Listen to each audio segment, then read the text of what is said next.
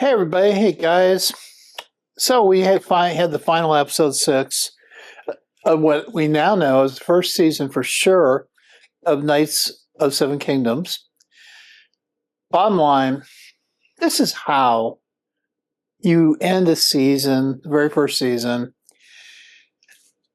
Yeah, it's not really, it's kind of cliffhanger, but not really, but it's like, this is the way good writing goes.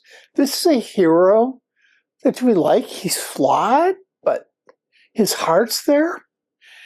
Hey, Norb with Silver Age, please like and subscribe to this channel. Game of Thrones, man, this fills in histories, will continue to fill in histories, Targaryens, stuff like that. I really like this episode. I really like this season. Yeah, there's one episode I thought that was boring as all get out, but I really like this.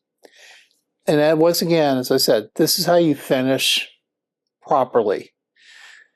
Oh my God. So many other shows out there don't get this. And they don't understand the nobility of the common view and even of some houses, the royal houses. They don't get this. And then we got Starfleet Academy. Oh, not going there right now. But anyway, I'm giving this a platinum. I don't give it a latinum. It's very good, standout, but I don't think this is a masterclass in execution yet. I mean, it hasn't tied enough things back to God yet. So it's good, and I mean, I do love the Irish rugby guy plays Sir Dunk. But do I think he's Academy Award level? No, I don't. So I like this. Reviewing 100%. I want to go back and see the Easter eggs we missed. I want to hear your thoughts.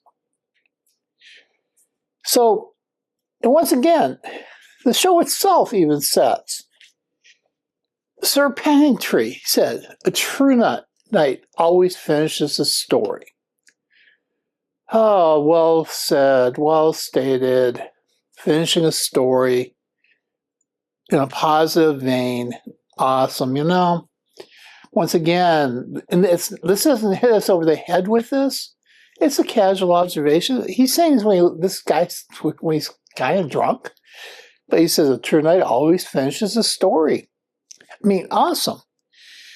And of course, we got the obligatory, oh my God, after the battle, all those people died last time. Prince Mayheart demands a word with our hero, knight. And he goes, I'm going to make you a sir. I'm going to knight you again officially, and you can be part of my house. If you swear to have egg, become your squire. But here's their conditions. The conditions are, you come back to my castle. You get trained by my masters. You learn the skills that you need to learn. But he's just he just wants to stay to his roots of being a hedge knight and being there for the common folks.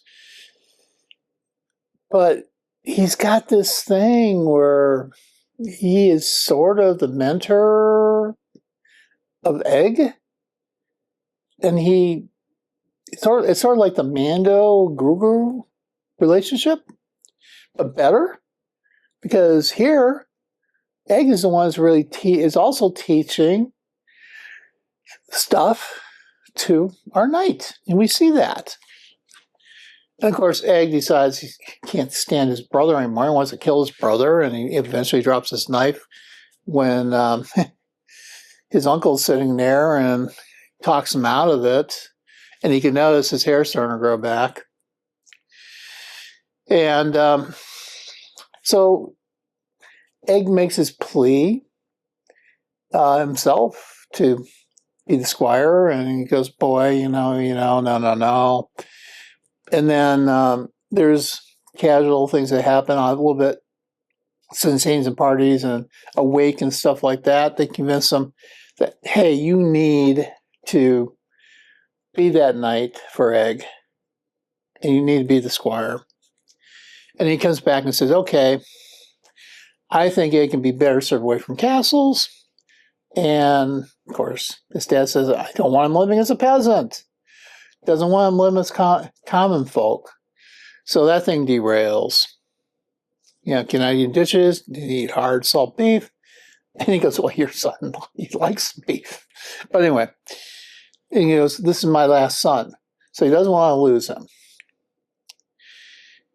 And then, so they go, no, we're not going to do this. But, so they separate and think, oh, yeah, you know that's not really the end. And this is where it starts getting back into it. So Egg goes on his own, leaves, but we don't know this yet. My father says, I'm here to serve you. And because of the naivety of Sir Duncan, he believes him without going to seek out from his dad that, is this true? He just takes the word of this. Once again, I mean, but it is the common thread that makes so much sense in this thing. And this conversation about the 7 kingdoms, he goes, well, sir, there's actually 9. But what do they call the 7 kingdoms? Well, he starts articulating the 9. And here they are. Crownlands, Westerlands, Stormlands, Riverlands, the Iron Islands, the North, the Reach, the Vale of Arryn, Dorne. Now, we know a couple of these merged and changed names and kind of stuff, but they really don't really talk too much about that. So he goes, boy, you got to take care of the horse. I think it's called Chestnut. You got to take care of him, and you can't ride my horse without my permission, blah, blah, blah. And, you know, he's going to take a stern hand to him. Okay. And Egg really likes this. So this is where I'm talking about. This is where things go so strongly and a strong landing to finish. Here, I love cinematic beauty of this closure of this episode. I haven't read the novella, but here you have Duncan, Sir Duncan, and Egg riding more toward, here's the more polished mode section, which is more like Egg's background, and this is a little bit between. And then here's the fields of sunshine and relaxation and love. And we see Sir Pennytree. And you think this is like a dream sequence, but not really. It's sort of like an image of what's to come. And the fact that he's always going to be in his head, giving him guidance, and these two are interacting. And then, of course, the very next scene we see Sir Pennytree departing, which really means, no, he's not really going to be forever there. These are only 2 left. And then you can see it's a little bit more mode, but this is the field of sunshine, and this is where he can finally rest. I mean, isn't that the beautiful way to end an episode? Isn't that? That's incredible. My hat's off. I want to hear your feelings and thoughts on that. Now, there's always that one little anticlimactic scene that is always added, and there's this one. Prince Maekor looking for his son. He did not allow his son to go. He can't find him. So we know the next episode, this guy's going to be mad, and we're going to see what happens. But hey, well done. Superb writing. Superb writing. Applause, applause, applause. Hey, I want to hear your thoughts, comments. Norb, Silver Age, have a great day.